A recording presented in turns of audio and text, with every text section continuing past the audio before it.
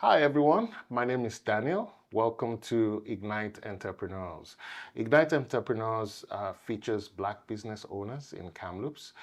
They tell us about their story, their childhood, their inspiration into business, and how the journey has been so far. The idea of this show is for us to learn from these business people and see what we can imbibe into our own ideas and entrepreneurship. Entrepreneurship is beautiful, although they say it's not for everyone. But if it is for you, this show is for you as well. You are here to learn a lot. Today I have a beautiful guest, somebody I have deep respect for, and I'll give you a little bit of a lowdown about who he is. He is unapologetically Nigerian from Ondo State. He's a serial entrepreneur, communicator, and investor. He's a trained communication and public relations professional. Founder of Corporate Middlemen, a solutions-driven platform that connects businesses and consumers, B2B and B2C, through innovative value-added services. He's also the co-founder and managing partner of Brookfield Capitals, a private equity firm actively investing in tech and tech-enabled companies across Africa, with a core focus on Nigerian markets. A devoted husband and father of 3 beautiful angels, and outside the boardroom, he's an avid traveler who enjoys discovering new cultures and connecting with people from all walks of life. Ladies and gentlemen, he's no other than the great, the king himself. I call him the king, Mr. Adelanke Olamilekan Faloyo. You're welcome to the show, sir. Yeah, thanks so much. Thank you. Thank you for coming. I know you're a very busy man, but thank you for finding time to make it to the show today. It's always a pleasure, sharing moments with you, and of course, as you said, we know the way things work. I'm glad to be here. Thank you. And thanks for having me. Yeah. Thank you. So I know I've done a little bit of introduction, but I also want to hear from you. What is your business about, really? Yeah, as I've said, of course, my unapologetically Nigerian. Let's put it that one first. So my name is Adelanke Faloyo, and of course, in a serial entrepreneur, and I'll call myself I actually founded a company called Corporate Middlemen. So basically, it's a platform that attends to B2B then B2C. So B2B, business to business, then B2C, business to consumer. So basically connecting people, bringing people together So I actually started way back when I was in the university. So I just came up with an idea. Actually, one of my partner now at Brookfield Capital, we actually kind of came up with the idea. Then I came up with the idea and I actually bought into it. So I started then in school, buying things. If you need to buy something, you come to me, I go to the market for you. If you need to sell something, you come to me, I go to the market for you to sell it. So basically just connecting people. So, and even in school, admissions and all that, and so fortunately for me, when I moved to Canada as a student, at a point, I was the coordinator for international marketing and events for the university I attended in Canada. So that gave me some kind of leverage to connect with students, parents, and people from all walks of life. So I used to be the go-to person. If you need this, they'll tell you, go to Ade. If you need this, go to Ade. So at a point, I was there was a day I was actually I woke up in the middle of the night, I was like, no, if I could do these things for free, I might as well bring in money into it. So that's how the whole middleman thing started. Then I used to call it. I was calling it corporate hustler, because to a large extent, it's just hustling. You need to buy a laptop, you come to me. Don't worry, I go to the market for you. If you need to sell your laptop, you come to me. I go to the market for you. So I'm making little cuts from all those. Yeah, great. Let's look at your childhood, because that's a very important part that most times we forget. How, where it all started for us as children. Can you remember some parts of your childhood and what kind of childhood did you have? Where were you born and all that? Yeah, as I've said, of course, I'm from Nigeria. I'm from Ondo State in Nigeria. And I was born in a city called Benin in Nigeria, in Edo State. And I spent the early part of my years in Akure in Ondo State, then later on moved to Lagos and all that. So growing up in Nigeria, of course, is more like every other person, so to speak, in Nigeria, like lovely I do, like this kind of communal living that we had back home, of course, which is still pretty much in existence up to today. Like we live together, of course, with your family members, not just your immediate family members now, but of course your cousins, your friends. During the Christmas, you want to go to the village to reunite with your extended families and all that. It was actually pretty fun, and I pretty much enjoyed it. And it's one of the things I'm hoping I could, of course, kind of give back to my kids. Yeah, one of the things I'm aspiring that one day, of course, I can take my kids home and give them, let them have a feel of what it actually, looks like growing up back home and the love, the bonding we share back home. So, as a child, were you very playful or quiet or mischievous? Oh yeah, I have to be very sincere. Like growing up, I was actually very stubborn. Like I remember, like I was in primary school, primary 5 or 6. Like like they used to call me basket of trouble. Why? Yeah, so basically, I was just stubborn. Like I know that, like, and my teacher, of course, loved me so much and loved like. So if you are this smart, then how come? Like, so they couldn't really fathom like what's happening. Like with this stubbornness, and of course, you're still on top of the academics and all that. Like, so yeah, I wouldn't know. I remember I got home that very day. Of course, back in the days, like when in Nigeria you get we call it report card after each term. We call it semesters now after each term. So when I go home, of course, I knew quite all right, of course, like there was nothing wrong with me, because then in primary school, if things were written in red, it means you're on the failure side. But if everything is written in blue, of course, that of course you've done excellently well, so you can go home freely.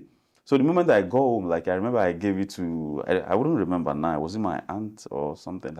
The first thing, next, of course, back home, like before they tell you what to do, they give you a slap. So I grew up in that kind of environment. Of course, to prepare your mind. So next thing, of course, I went home like with all the boldness in the world. Of course, I've done excellently well.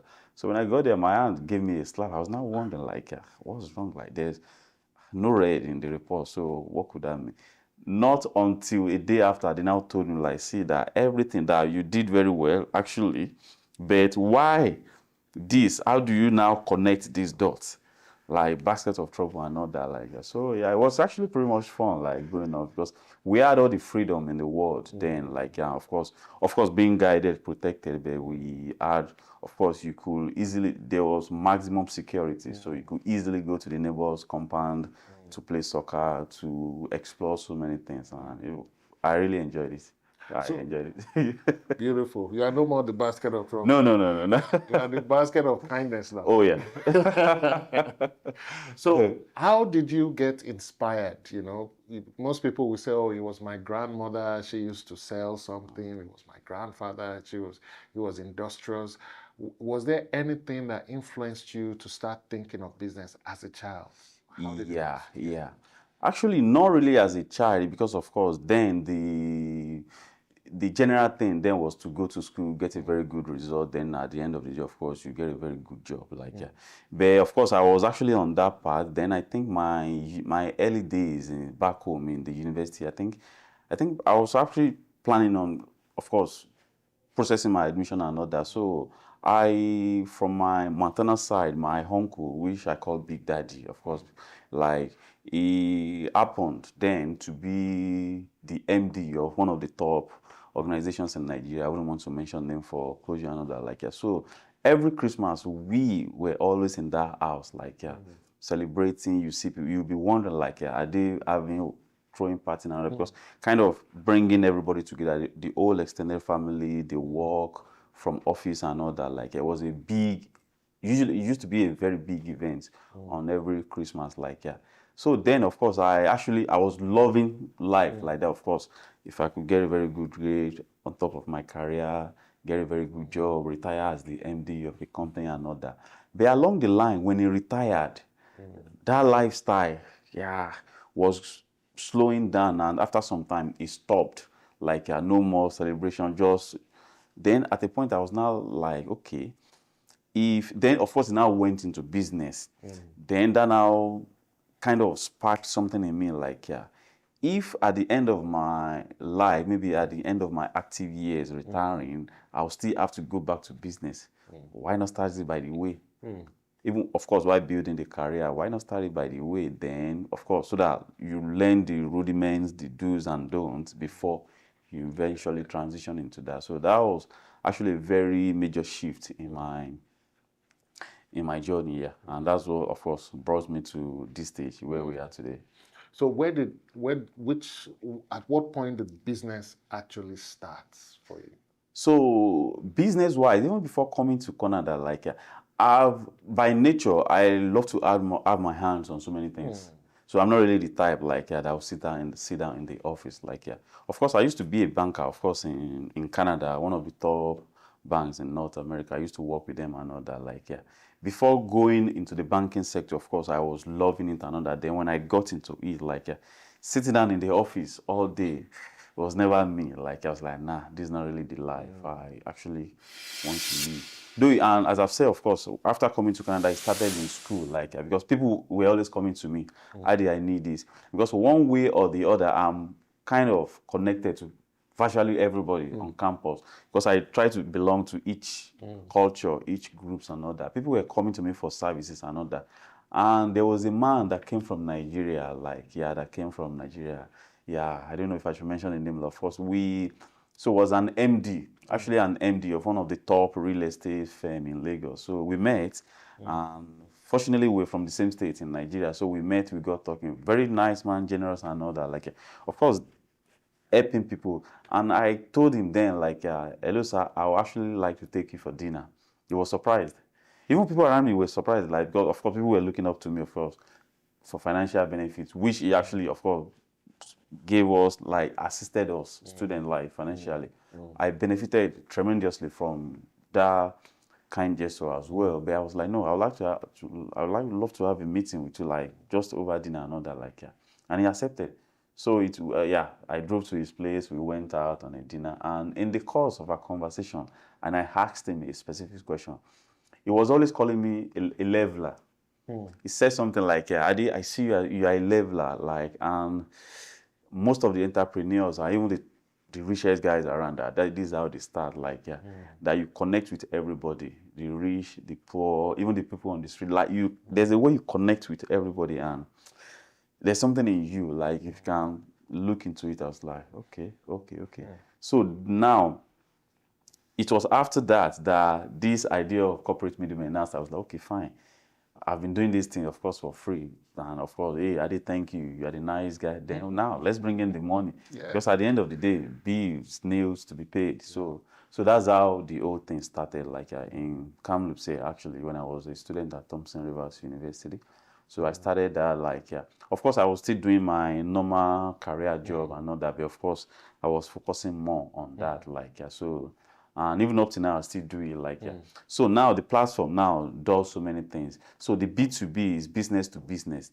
Like, I help people with business startups, like directing them to the right channel, where to get the necessary needed resources and all that. Like, I still do it, and even logistics, transportation and all that. So basically, it's known for everything. So that's why some people call it, like, some will say, like, jack of all trade. Some will say hustler, whatever. But of course, that's just the platform, like a marketplace. Let me put it that way. Like, so connecting people. Interesting. How has it been so far in business in Kamloops, being a person from Africa, or African origins? It's not been easy to start with, and one thing, of course, I think it started with the right mindset. So to speak, the right mindset, because before venturing into the business world, of course, you need to know the details, the do's and not the don'ts, of course, and what it actually entails. So before venturing into this, of course, you have to take a very calculated risk, like, if I go into this, what if I fail? Do I have a backup plan and not that? Some people, they will tell you that, of course, before they go into it, they need a backup plan so that if they fail, they want to come back. But I don't belong to that school of thought. Like, I'm the type, like, if I cross the bridge, they'll tell you, don't burn it. I burn it immediately. Yeah, I burn it immediately, like, of course, like, I know. So that has actually helped me in a way, because nothing to go back to. It's that you make it or you... Like, that's just the mindset, like. And I remember when I left the corporate world, like, I actually had some difficulties, even at home with my wife, because there was no way I could explain that, you know what, I'm leaving the corporate world to go into business. Because most people want to see your proposal, the business plan and all that, like, to be sure that, no, this thing would actually work. But I tell people, no. If you are waiting to the right moment that no, now I'm 100% sure that this business is going to fly, people, they've already gone. So it's taking a risk, like, so I'm not going to sit here and just tell you that, no, everything is going to be rosy. No, it's just taking a risk, like, and some people will tell you it's like jumping from the aircraft and hoping that you get a soft landing. What if you don't? You never know. You never know. Even with the parachute, you never know. True. I've seen parachutes that fail. You never know. So that's just it, like, just jump, like, and hoping that you land, like, on a very soft ground. But there has to be that faith and that will to jump. It has to be there, because it starts with, though the basis of everything, of course, I believe in God. I believe so much in God. My life is all about God and all that. Like, you have to believe in God, like, completely. Then you have to believe in yourself. You're going to fail, definitely. You have to prepare your mind to embrace failure. No, you have to, like, and even, to be honest, like, there's some time I was like, Adi, do you want to go back to the corporate world, or you want to keep working on this path? I've been at the crossroad whereby I know, should I keep going, or should I take a pause, go back to the corporate world? Because it's going to affect your finances. Like, because at the point I had to, like, liquidate some assets, personal things, to put it into business, like, and bringing me back to the man that I said I met, like, his name is actually Mr. Yinka Adesokwe. So if he hears this, of course, like, he did something very important for me, like, so like, you just have to, like, believe that, no, this thing can be done. And of course, you might fail, and believe in yourself. That's it. You have to believe in yourself, believe in God. Has there been times where you failed and you thought, man, this is the end? You know, have you got to that point where you, let me go, you know? Of course, I've had some failures, but I've actually never gotten to a stage where I would say, no, I think that's the end. No. That's where the believing in yourself comes in. Like, of course, I'm preparing your mind that failure is going to come, definitely, because that's how you learn. Like, because we've even started some companies, like, if at the end of the day, we let it go. We have to move to another one. Yeah. Like, so one good thing is that most of these things, of course, we've started some things in the past that it might not really be what you want, but it will launch you into something else better. So it's a process.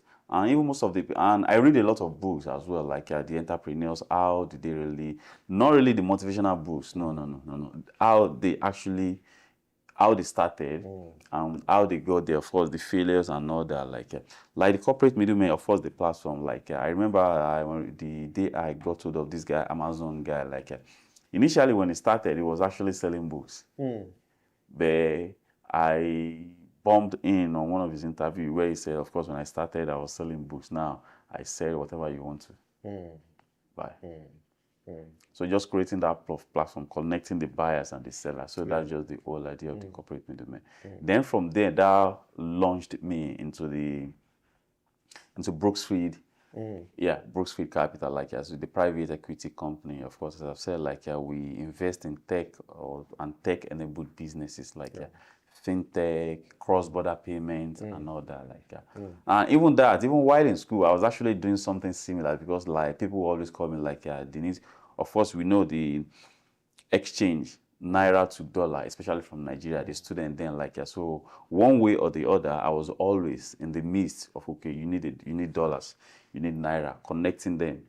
So who's going to sell to them, who's going to buy from them? So all these things, like, it actually started like, okay, let me just play around with it while I'm building my career. But now, not even knowing then, like, of course, the time is coming that all these things will now come to be the major focus. For people watching, they might say, oh, he knew what he wanted to do. If people want to do business and they're still wondering, what can I do? I want to do business, but I don't know. How would you say people can find the right business that fits them and that people will come to and subscribe to and ask for their services? That's a very sensitive and very, in the sense that, like, the first thing is, you know yourself better. No one knows you more than you. So you know your strengths, you know your weaknesses. So it starts with that. Like, you need to be very, very sincere with yourself. Like, where is my strength and where is my weaknesses? Like, So I'll cite an example. I remember I've worked with a university in Canada. Yeah, I was the data and record coordinator for the whole university. So I remember, of course, when I got the job, of course, that was actually not my field because I did communication and public relations. So now, like, moving into IT. But in the course of, I was still with the bank then. I was still in the banking sector. So I applied for the job and I got the position. So it was a contract job. So immediately I left the banking sector. I just moved directly into that position. So after the whole thing, my boss said something. Like, of course, at the end of it, of course, there has to be, of course, assessment, reviews, and all that. And she said something like, Adi, I'm not going to say you are the best person I've worked with. You are not. Of course, I was like, no, I understand, like, because I told her initially, before I even started, like, I'm very open to, like, criticism. Corrections. Like, trust me, like, just tell me the way it is. I'm only going to feel bad, but I need to know, like, And she now said something like, you are not the best I've had. Like, perhaps maybe I wasn't even the top 5 or top 10. But you have something that you can learn. It's either you have it or you don't. She said, you have a soft skill. It's something in you that you can't learn it. It's either you have it or not. Like, that brings me to what someone already told me. Like, you relate very well with people. You connect well with people. The rich, the upper class, the middle class, and, like, you just relate well. Like, she said something like, I think you should keep it kind of like, maybe that's going to be the breakthrough kind of, like. So I took that with me as well. Like, so I'm not going to say, like, maybe I came up and at the end of the day, of course, I was able to, like, I got this right, I got that right, 100%. No. It's just being sensitive and paying attention to all the details, like people around you. They all have the good and the bad thing to say about you. You have to pick the good one because at the end of the day, you have to bring all those things together. Those are your qualities. I've never been an IT guy. I will never be an IT guy. I don't see myself being. Of course, we still have to be. The world is a global village. I have so many knowledge about the core IT is not my field. But at the end of the day, I got the job because I was able to sell myself. That's the soft skill. And because of the interview, I was able to sell myself, coming from the banking sector, transitioning to the IT. I was like, I was able to sell myself. And she was able to, like, no, you are not really this field, but this is your core strength if you can build on it. And I've been doing that, like, ever since. So it's important to listen to people. It's important to also know yourself, know your strengths, know your weaknesses, know how about knowing the people that you want to serve? How do you, because if you know yourself, you know you have the strengths. Maybe you want to sell oranges, and maybe in that place nobody takes oranges. How does one adapt your passion, your strengths to the people in that community or in the world that you want to serve? How do you find that need that you want to serve? So basically, like, I was like in a community. Let's take Kamloops for example. Like, for any business, like, you're trying to solve is you like provide a solution to a problem. Like, so now let's take for example, like in this library now, like, what are the problems they are facing? Those are the things you look into. Like, the moment I walk into here, of course, okay, now very quiet place, nice and all that. Like, now this is the boardroom and all that. Like, so even despite doing that, there might still be a distraction because people are looking at them. What if we block this place? The window, To provide it, like, yeah, that privacy and all that. So basically, it's just trying to, you have to find the problem and solve it. Yeah. Because I remember someone told me at the point, like, Kamloops is very small. Yeah, I need to move to a bigger city, which I've moved in the past. Then I found my way back to Kamloops. Like, yeah, you don't need to move. Like, yeah, see, like, there's nothing like it. You might be thinking that this environment is very small, but there are needs in this town. So look at all those needs and look at the one you can actually do. And it has to be something that if they wake you up in the middle of the night, you can do it. It's not something you struggle with. Like, yeah. I used to tell people, like, even in the banking sector, when my boss then, when he hired me, like, yeah, of course, I'm not like a financial expert in that regard, but of course, in the course of the interview, he said, "You are a very good sales guy, and I think I want to work with you." And I did very well, like, yeah. And at the point I was with Presidential Choice Financial, so I was their financial sales representative.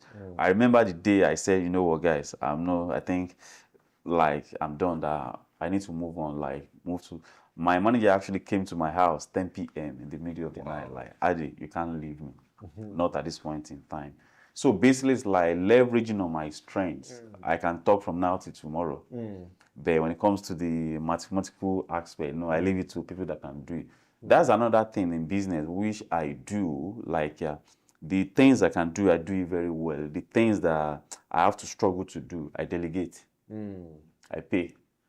Someone criticized me in this time, like, how do you work, like, try to make money, at the end of the day you still pay people to do some things for you. I was like, come, so that I can have time to make more money. Yeah, I can't do everything, like, so those are the things, as I've said, like, attention to details. You listen to people, you have to be very, very sincere with yourself. You can't fake it.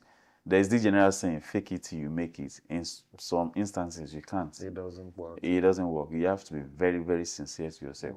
Your core strengths, then how do you monetize it? Interesting. You have said a lot. These are things that most people will say, I know that, but no. we need to hear it over and over to keep it fresh in our minds. Besides, we have people who are just starting. Most definitely, yeah. Most people feel, once I set up that business, the next week I'm a millionaire, not knowing that, it takes time. It takes a lot. It takes understanding the community as well. It takes getting your fingers into the community, mixing, getting to know the problems. Yeah. Okay. We've come to the part where we'll listen to your 5 principles. Oh, okay. 5 I call it the 5 wisdom words. Yeah. Wisdom principles. Yeah.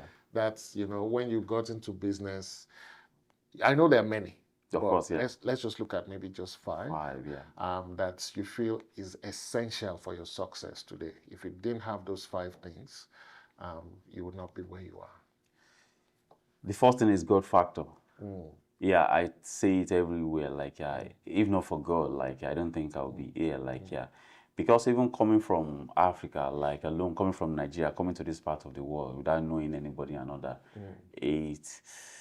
that was a lot of faith, risk, and all that, like, and believing in God. Like, of course, I believe so much in God. I read my Bible and all that. Like, of course, wherever you step your feet, will be given to you and all that. So, of course, the first thing for me is God. Like, I can't take that out of my life. Even the grace to wake up every day, even the strength to even make the wealth. Like, so the first thing for me is God, the God factor. And of course, as I've said, like, believing in yourself. If you don't believe in yourself, like, it's going to be very difficult for people to even believe in you, even not just people around you, even your customers, your clients, and your business partner. Like, you need to believe in yourself, because at the end of the day, in the business world, we're selling ourselves. Yeah. You have to be able to sell yourself very well, like, and all that. Like, you have to believe in yourself, the fit. Of course, you're gonna make like tons of mistakes. Trust me, you make tons of mistakes. So of course, God factor, then believing in yourself, then loyalty and respect is your currency in the business world.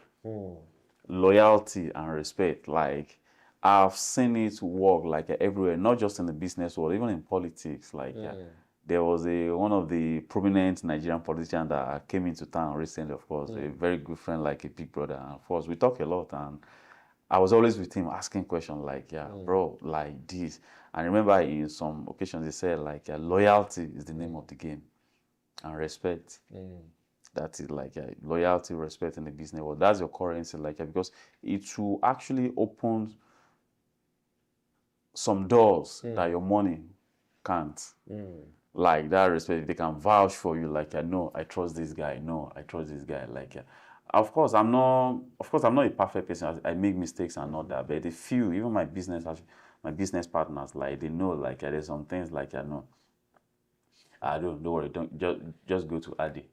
You get that. Like, of course, I'm a young man. Of course, mistakes and here and there, errors and there. Like in everything in life, respect and loyalty. If people can vouch for you, it goes a long way. Like as I've said, like I'm happily married, of course, with a lovely woman. I'm blessed with 3 beautiful kids. Before I got married to my wife, of course, we live in the same neighborhood. I remember our mom would always say, if you want to hear the truth, go and meet Adi. My mother-in-law, before we got married, like after like no. If you want, of course, she'll say it in her Yoruba dialect. Yeah, if you want to hear the truth, go and meet Adi. And I used to be this type, like see, let's just say the truth. Let's move on, please. I don't have time to come back and. So of course, that has actually helped me, not just in the business world, even in personal relationship with people. Like even my mom, she knows. Like God forbid bad thing. If anybody tells my mom that Adi someone, the first thing she will do is like, okay, hold on, let me confirm with him. If she calls me like, come, did you do it? If I say no, she can vouch for me like, no, don't worry, it's not my son. True. So being able to build that, not just in business and in life as well, like gives, it's going to give you a whole lot of leverage and open so many doors for you. Like, and I tell people, like, you have to prepare to embrace failure. It's going to come. It's going to come. It's gonna come, like so you have to prepare for that, like and those are the things that has actually helped me. And even in business world, like there's this saying, like if a brother teaches you how to fish, never fish in his pond. If a brother teaches you how to fish in the business world, never fishes. Leave his fish for him. If he teaches you, of course, we've been taught how to. It's like how to do your thing. Leave his environment, leave his territory, go and create yours. Don't compete with him. Don't bite the finger that fed you. You can't, like we've seen it happen in recent times, in politics everywhere, like bringing someone to the platform and at the end of the day, now wanting to displace the person that actually created the platform. It has never worked and it will never work. And all these things is not something like maybe I just sat down and came up with. Of course, I read a lot of books. Like, of course, I'm very selective in the kind of books I read. Like, and trust me, the business world is like a group. It is. That's the reality. So many people want to say that, but it is like because the clique, they will tell you like within cliques, there are cliques. There are cliques, there are cliques within cliques and all that. Like, but trust me, like all these things, like, it's helping. Of course, I'm still learning. I'm not there, still making mistakes, failures, and all that. Like, even with Brooksy Fact Capital, like, those of us that started the company, of course, it came from like old-time friends that we believe that no, I think I can trust this guy. Like, a friend of mine actually, a childhood friend, a co-partner with this Brooksy Capital. Like, we actually. We finished from the same secondary school back in the days, and I remember when he moved to Canada, like, of course, he gets in touch, like, oh, I need this, I need that. Of course, I was able to do 1 or 2 things. And I learned that, do you know what? I think I'll need you on board, like, so that brings, that we're still talking about the loyalty, that, no, I can vouch for this person. Maybe not in some areas. Of course, like, we all have our flaws and all that, like, but when it comes to this, I can vouch for this guy and all that. And of course, and it has really, really helped me along the way. Thank you. So have faith in God, have faith in yourself. Have faith in God, have faith in yourself. Loyalty and respect is your currency in the business world. You can't joke with it. You can't. Prepare to embrace failure. Prepare to embrace failure. That's the fourth one. And the last one, I tell people, if a brother teaches you how to fish, don't fish in his pond. You don't. Thank you. People get for that. Yes. Don't. Yes. Respect. That's where the respect comes in. Like, I think it even, affects people that come to you. If people know that, oh, I sidelined somebody, I did bad to my, mentor. Most customers won't want to come They to won't. me because they're like, No, they won't. yeah, and that's where they say karma, Yeah, they won't like. And of course, like even I still do it like the middleman and still connect people. I remember someone was saying like, if you need anything done in this campus, like go to Ade, though it charges very well, very expensive. And I tell people like at the end of the day, of course, I have to create is a standard. If you come, fine. You of course you can testify to the fact that of course we provide this service, of course, and you are well satisfied. Like so, even if you don't do business with us today, whenever you have the what it takes to do business with us, you can always come by. We are still friends regardless. Like because at the end of the day, like in the business world, it's all about the money. It's all about the money. Like I used to work with a company. I won't mention the name. Actually the biggest in that field in the world. Like so I left that company as one of their operations manager. So the president came from the US. We had a meeting, closed door meeting in Toronto. Like so after the whole meeting, the president now came in after like a long week training and another seminar, and the MD, the president, came into the boardroom like closed, and he asked a question like, why do you think guys think we are here? There's a friend. I used to call him professor because I love speaking so much. That the guy is just stood there and just blind because we're here to satisfy the customer, to contribute to the environment, to do this, to do that. And I just said jokingly, money. People burst laughing, blah, blah, and the man said, no, that's it. We've invested so much in you. This long training, we've lodged you in the best hotel. We've spent so much, even flying you guys here to have this and all that. Like, we are doing all this so that you guys can make money for us. It's all about the money. People won't say, like, of course, at the end of the day, of course, it's all about we want to contribute to the environment, we want to do this, we want to do that. But trust me, at the end of the day, it's all about the money. It's all about the money. I recall as you were talking, you talked about, oh, go and meet Ade's, although it's very expensive. How would you advise people who have so many friends and all of a sudden they open up a business and their friends are like, do you want to charge me? You're not my friend. Can't you do it for free for me? How would you navigate that to begin to tell them, look, this is now a business, it's registered, and I pay tax and pay bills? Yeah, I tell people like, of course, you have to be able to separate your business from pleasure. That you can't mix both. Like business is business. And I remember way back in the school, they always tell you like the business of business is business. No, there's no two way about it. Like so, if you come to my house, of course, I'm going to entertain you, but not at work. If you having in like, okay, fine, let's have a nice time out. Okay, I'm actually entertaining you or buying whatever, spending money from my profit.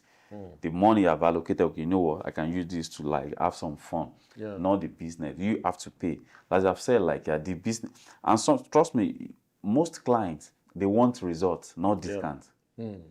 Not discount. Most clients, they want results. So that, and at the end of the day, you can't meet everybody's needs. True. You have to, the thing is that where is your target market? Like, True. And there's this saying I always say, like, that solve rich people's problem, they pay more.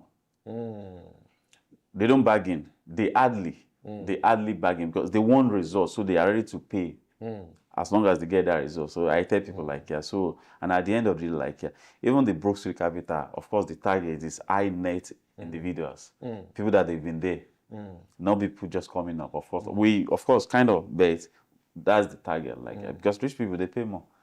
The old people, they are retired, they have all the money in the world. They want results, not discount. And sometimes people believe that let me give discount so that I can drive the market and attract. Like sometimes I tell them like maybe initially, maybe, but at a point you have to set that standard. Trust me, your customer will come. And we've seen like from statistics, examples and all that, like most of there's some things like even in the fashion world, like we have some particular one of the top brands in the world, like they don't give discounts. I won't mention the name. They don't give discounts, and at the end of the day, if they have any product that of course, they were unable to sell, they would rather destroy it than sell it at a discounted price.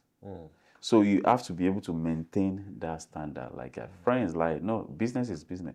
People will tell you, Adi is very expensive, but I give the results.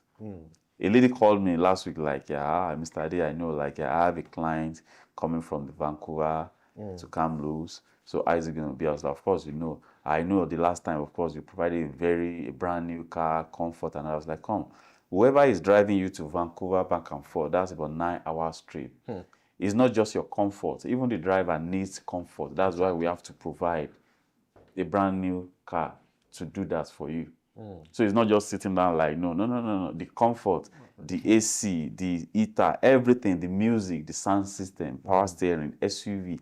We put like attention to details. You need to enjoy your money. Then the driver driving you needs to enjoy, because your life not sweating and no. Because at the end of the day, we want the driver to drive you like with all the comforts we can provide. So they know that, no, don't worry, we are more comfortable with this guy, but it's expensive. But at the end of the day, it is what it is. It is what it is. Last thing, is it possible to give an advice to other Black people regarding Black people that do business? Because some Black people say, no, I'd rather go to another race to supply this service. What can we say to our own people to patronize us when we do business? When you offer services, what can we say? How do we encourage our people? That's actually very broad, because I've been there. And I've spoken, of course, I've talked to some of our, like, most of the businesses you have in Campus, like, especially from the Nigerians, of course. I have a very close relationship with them, of course, and I've tried to advise them in some regards. Like, the thing is that our identity is our identity. There's nothing we can do about that. Like, True. I tell people, like, regardless of what you do, you are who you are. Like, somebody once asked me, like, recently, like, Adi, you've been here for a while. You don't even speak like a Canadian. I just smile, like, bro, I'm not Canadian. Like, fine, I carry the Canadian citizenship, Canadian passport there. I'm from Nigeria. I'm representing my culture. Because at the end of the day, like, it's part of the inferiority complex. Like, others, the Indians, they dominate everywhere. They are everywhere. They represent their culture to the letter. When I newly came into this town, I find it difficult to even understand what with all due respect to them. I couldn't, like, are they speaking English? Are they speaking their language? But at the end of the day, that is their identity. Wherever an Indian person speaks, you don't need anybody to tell you that, no, that's an Indian guy. Yes. But in our own case, like, I know it's a very sensitive, I don't want to use any derogatory word, but at the end of the day, I think it's inferiority complex. Like, we want to do everything. For the most part, not every one of us, but some of us, we want to do things in a way that people will accept us. We're looking for validation. And at the end of the day, I tell people, you don't need validation. You are who you are. There's nothing you can do about that. Like, it is what it is. My kids, they speak, you even know that they're from Nigeria, because, of course, I gave birth to them here. That's their background. That's their culture. It's easier for them. But me, no, this is not, because my clients, now, that's another thing. Even in the business world, who are the clients? If I'm providing the services to a particular culture, let's say to the Black community, why will I use the concept of the Asian community to provide their services? No. If I'm providing this, because I provide services to other cultures as well, I deal with them based on their identity. They were able to hold on to their own identity, but unfortunately, we've been struggling with ours. Like, we're looking for validation, acceptance, and all that. Like, I remember I spoke to someone in this town. Like, I was like, come, I've known you ever since you've been in this town. You are my friend. You're doing some things. Why not get an expert to help you to take care of this so that you can make more money? And at the end of the day, the person said, I'm trying to service that the product is not actually for the Black community, that is for the, like, everyone. But the question is, if I'm creating a business that says I'm from so culture, then I need to represent that culture very well. If I want to represent other culture that is not mine, I need to represent them very well. True. So it's just like, so that clash of identity, I think it's been affecting us and it's still, and I hope that of course we've been doing some things to try to encourage people like, yeah, come, you are who you are. There's nothing you can do about that. You can't change your identity. Your identity is left for you to project it to the world, like, yeah. So, and that's why we are here. So I know it's a lot. It is. It's a lot. It's a lot. So many people are struggling with it, Yeah. like, yeah. And by virtue of my discipline, of course, because I used to work in the international department with the school, so of course I met with so many international students, like, yeah, even not just from Africa. Like, I tell them, like, I see you are who you are. There's nothing you can do about that, like, yeah. So there's something special about you, and that's your selling point. That is your selling point. You are who you are. Like, I remember even so, my middle name actually is Franklin. It's an English name. And I remember someone was telling me that, oh, you have such a lovely name. Why do you still carry? Everybody asks you what's on tell me, your name is Adelanke. I didn't want to be disrespectful, but the thing is that, of course, I don't know if we're allowed to say this on, like the question is that, and I asked the person, like, even the so-called English name, where did it come from? I was like, come, my name, like, if I tell you that I'm a Nigerian guy, that my name is Adelanke, you need no introduction that this guy is from so part of this country. I was like, that's our identity. So if I tell you I'm from Nigeria, my name is Franklin, the next question is, which part of the country are you from? But if I tell you I'm from Nigeria, I don't know if you apply, I tell you my name is Adelanke, you can pick, oh, you're from Nigeria and you are from so part of the country. So like, so I tell people we need to accept ourselves. I think it starts with that. Every other time will be solved. If you can accept ourselves, like unapologetically, like, no, this is me, this is who I am, then of course we can. Others are doing it. Why can't we do it? Do it. Yeah. Others are protecting their culture, their heritage. Why can't we protect us? Must we sell ourselves because we need acceptance? I don't belong to that school of thought. Thank you very, very much. Thank you very much. We've spoken about so many things. Yeah. We even talked about race, talked about culture. But viewers, those are very important things to consider, very important topics to consider. Culture, because you want to serve. You want to serve the people. You want to offer a service that stands out. I do hope that you've gotten a lot. I have gotten a lot from this podcast. It's something you can play back and watch again. Thank you so much for watching. Hope you took some notes down. Main thing is to, the 5 points: have faith in God, have faith in yourself, take feedback, honesty, loyalty, be trusted in business.